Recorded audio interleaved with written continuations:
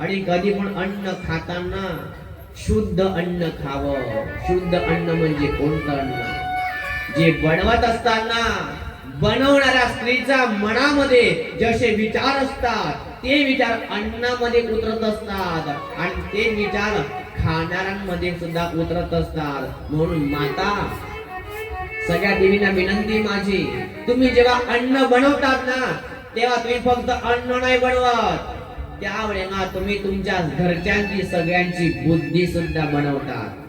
म्हणून अन्न बनवताना स्वयंपाक करताना शुद्ध मनाने देवाला प्रार्थना करा, माझ्या घरच्यांची सगळ्यांची बुद्धी पवित्र असू दे, शुद्ध असू दे आणि आनंदी असू दे. छान छान मंत्र गा, छान छान देवाचे भजन गा, स्वयंपाक बनवा. चिडचिड करून करू स्वयंपाक करू ऐकत नाही, ऐकत नाही, ऐकत नाही.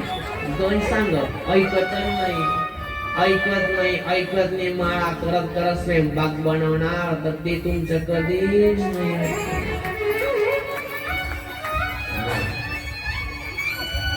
अन्न बनवताना मन शुद्ध.